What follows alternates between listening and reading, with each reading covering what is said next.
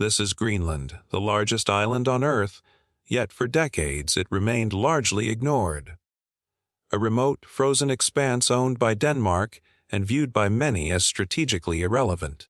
But ever since Trump entered the White House, he's been fixated on acquiring it, even floating the concept of a straightforward purchase. Until now, those efforts have largely fallen flat. This time, however, the circumstances feel entirely different.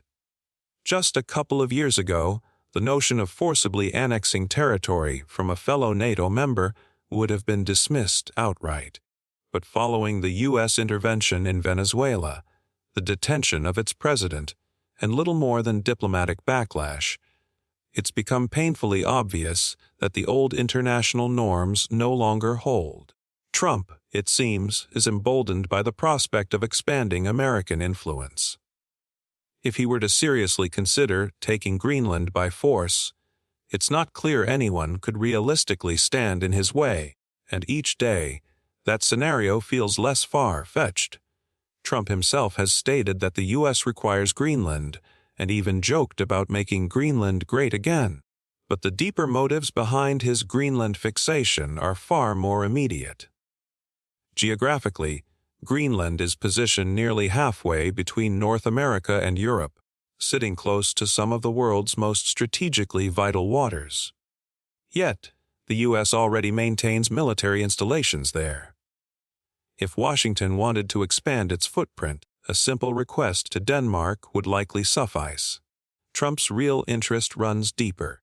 Beneath Greenland's thick ice lies a treasure trove of rare earth minerals, and possibly some of the largest untapped oil reserves globally, with an estimated worth exceeding $4 trillion. That's roughly 20% of the total historical economic output of the United States. Strategic location, military positioning, and resource wealth have catapulted this frozen island into one of the most intense geopolitical hotspots of the decade. But the U.S. isn't alone in noticing. Russia and China are equally attentive. In recent years, both nations have dramatically expanded their Arctic footprints, investing billions in initiatives ranging from an Arctic Silk Road to bidding on critical infrastructure within Greenland itself. As competition intensifies, American responses grow more urgent and unpredictable. That raises a fundamental question: what exactly makes Greenland so indispensable? And why is the U.S. willing to risk so much to control it? To answer that, we have to look back. Surprisingly, this isn't America's first attempt to buy Greenland. Though the island is Danish territory, Nazi Germany invaded Denmark during World War II, suddenly placing Greenland, and by extension, the United States, in jeopardy. Earlier proposals to purchase Greenland and Iceland had existed, but the war brought them into sharper focus. The U.S. gained permission to defend Greenland against hostile powers and established radio stations and military posts there. After the war ended, Washington realized it enjoyed having a strategic foothold on the island. So, an offer was made to Denmark $100 million in gold, roughly $1.6 billion today. To America's surprise, the Danes declined. Instead, they permitted the U.S. to maintain a military presence and continue protecting the island from a new emerging adversary, the Soviet Union. In 1953, the U.S. constructed an air base in northern Greenland, staffed by around 10,000 American personnel. Additional installations followed, pushing America's military reach to its northernmost limits. The reasoning was straightforward. Due to Earth's curvature, these outposts sat barely 3,000 miles from Moscow. They became vital for radar defense and launching high-altitude reconnaissance missions over hostile territory. It seemed American influence in Greenland would keep expanding, but then the Cold War wound down, and during the 1990s, U.S. interest faded. Equipment was abandoned, entire towns sold off for nominal sums. Greenland appeared destined to slip back into obscurity. That has since changed dramatically. While patrolling Greenland's coastal waters, researchers from the U.S. Geological Survey made a staggering discovery. In 2008, They estimated Greenland could hold over 52 billion barrels of oil. To put that in context, the entire proven reserves of the United States in 2023 stood at 47 billion barrels. If those estimates hold, Greenland could effectively double America's oil reserves. And even if the figures are slightly off, the value remains immense. Oil is the lifeblood of modern civilization, fueling transportation, manufacturing, and countless daily activities. Yet global oil production is dominated by a handful of players, not all aligned with American interests. Since the 2010s, the U.S. has ramped up domestic production to bolster national security. It's estimated that the Arctic holds 13% of the world's undiscovered oil and 30% of its undiscovered gas, along with other critical resources. Consequently, Arctic nations, including the U.S., are eager to tap these reserves to fuel economic growth and secure strategic advantage. Melting sea ice and retreating glaciers are making these resources increasingly accessible, positioning Greenland perfectly to exploit these changes. But there's a complication. Greenland itself doesn't want to drill. In July 2021, it imposed a ban on all new oil and gas exploration, citing environmental risks and high extraction costs. The price of extraction, they concluded, is simply too steep. But Trump has consistently downplayed climate change, labeling it a hoax at times and championing slogans like, "Drill, baby, drill." Greenland's worth, however, extends beyond resources. As it happens, Arctic ice is melting at an accelerating rate, reshaping global perceptions of the region. Most of our planet is ocean, but the Arctic has historically remained frozen and impassable except under rare conditions. As carbon emissions trap heat, global temperatures have risen modestly, but enough to steadily diminish ice coverage each year.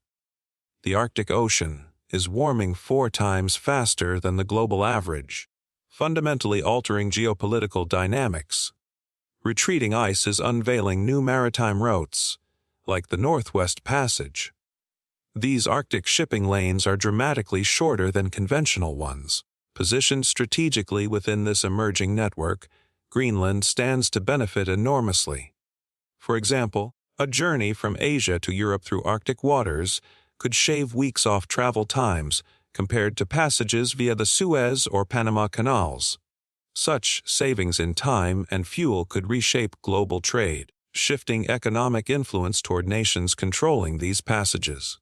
Control over sea routes translates to control over global goods, 80% of which move by sea. In just the past decade, Arctic shipping traffic has already surged by 30%, a figure expected to climb further. Unfortunately for the U.S., it's not alone in recognizing this opportunity. That partly explains why Trump calls Greenland vital to future American security. Russia has been steadily reinforcing its Arctic frontier, constructing dozens of military installations along its northern coast.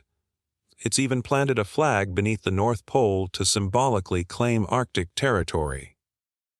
Meanwhile, China, despite its geographic distance, has poured billions into Greenland directly and advanced its Arctic interests.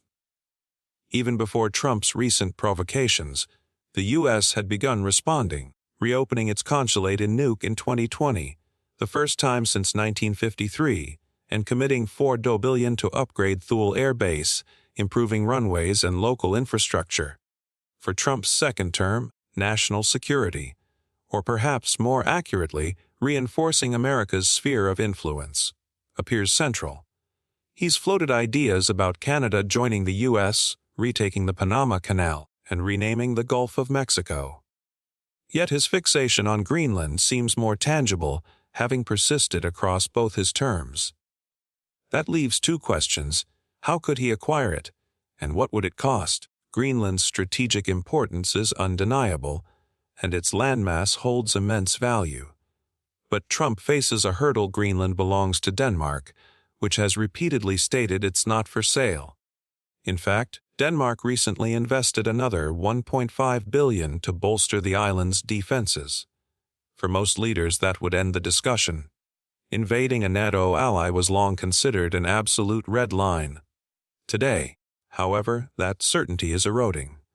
The White House press secretary herself declined to rule out force, stating that all options remain on the table. The reality is, if the U.S. truly committed to an invasion and seizure, no power could realistically stop it. Still, this is likely more a negotiation tactic, an attempt to pressure Denmark into discussions, not a genuine war plan. But even if Denmark agreed to sell, how could a price be determined? Modern land transfers between nations are exceedingly rare. One recent precedent occurred in 2017, when Egypt transferred sovereignty over the Tehran and Sanafair Islands to Saudi Arabia in exchange for a $22 billion aid package. Estimating Greenland's value is nearly impossible. Some projections approach $2 trillion, an astronomical sum even for the U.S., particularly for an administration focused on reducing national debt and cutting taxes. Though technically independent, both Denmark and Greenland understand that if the U.S. pushes hard, resistance may be futile. Since 2009, Greenland has held the recognized right to declare full independence if its people choose. Perhaps that presents a pathway, convincing Greenlanders themselves to join the United States voluntarily, rather than through economic coercion or military force.